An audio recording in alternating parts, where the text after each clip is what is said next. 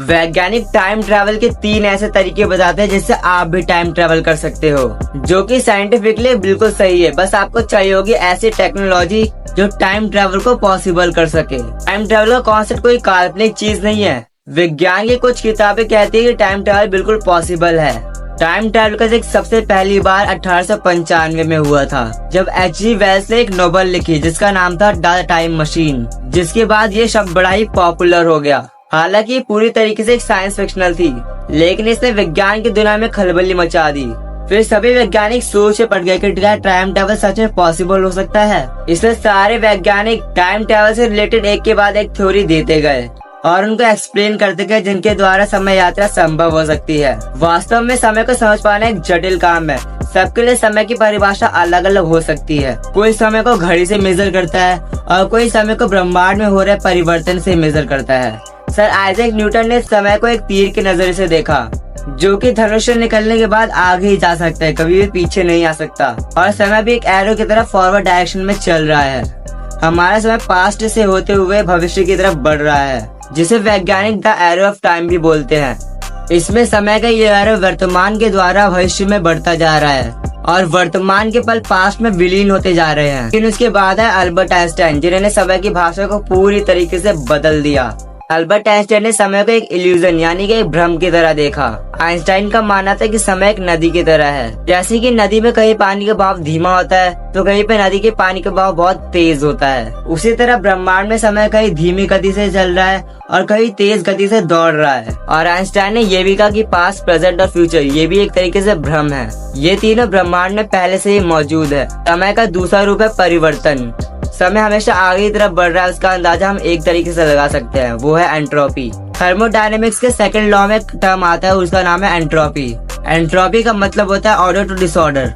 ऐसा अगर आप एक कांच के गिलास को फर्श पे गिराएंगे तो क्या होगा, वो टूट जाएगा। अगर मैं आपसे कहूँ कि आप उस गिलास को सेम पहले ऐसा बनाए तो आप कर सकते हो? नहीं ना। लेकिन उस गिलास को ग्लू से चिपका कर पहले ऐसा बनाने की कोशिश कर सकते हो, लेकिन उसे सेम पहले जैसा नहीं बना सकते। एक और एग्जाम्पल की बात करें तो हम सिर्फ बूढ़े हो सकते हैं, वापस बच्चे नहीं बन सकते, जिसे आप एंट्रोपी बोल सकते हो। जब से इस ब्रह्मांड का जन्म हुआ है तब से लेकर आज तक एंट्रोपी बढ़ती ही जा रही है। इसे ही परिवर्तन बोलते हैं, जो हमें समय की अनुभूति कराता है। आइंस्टाइन के अनुसार समय एक 4th डायमेंशन है। हमारे इस 3D वर्ल्ड में हम तीनों डायमेंशन में कहीं भी जा सकते हैं, आगे पीछे ऊपर नीचे। उसी तरह समय के डायमेंशन जाने पर हम आगे या पीछे यानी फ्यूचर या पास्ट में ट्रैवल करते हैं। फिलहाल हमारे लिए समय की डायरेक्शन फॉरवर्ड डायरेक्शन में चल रही है। अगर हम एक टाइम मशीन बना ले तो इस चौथे आयाम यानी समय पर काबू पाया जा सकता है। अभी जो समय फॉरवर्ड डायरेक्शन में चल रहा है उसे हम टाइम मशीन की मदद से अपने काबू में कर सकते हैं। अब सवाल ये आता है कि हमारी टाइम मशीन कौन से सिद्धांतों पर काम करेगी जिससे हम समय यात्रा कर पाए।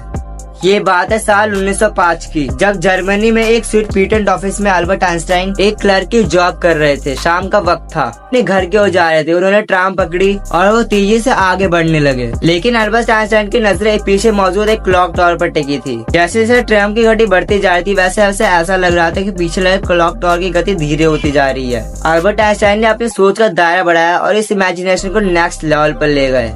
अल्बर्ट आइंस्टाइन ने इमेजिन क्या होगा अगर आइंस्टाइन के इस इमेजिनेशन ने आने वाले समय के विज्ञान को ही बदल दिया। ने कुछ ऐसा खोज लिया था जिसने विज्ञान जगत में तहलका मचा दिया। अभी तक टाइम ट्रैवल केवल किस्सों और कहानियों का हिस्सा था, लेकिन आइंस्टाइन के इस थ्योरी के बाद लोग टाइम ट्रैवल को असली दुनिया से जोड़ने लगे। ट्रेन के अंदर का समय रुक गया, लेकिन ट्रेन के बाहर की समय की रफ्तार बहुत तेजी से बढ़ने लगी। आइंस्टाइन का मानना यह था कि जैसे जैसे हम तेज गति से चलते जाएंगे वैसे वैसे हमारे लिए समय की रफ्तार धीमी होती जाएगी। तो कैसे, उसे एक थॉट एक्सपेरिमेंट से समझते हैं।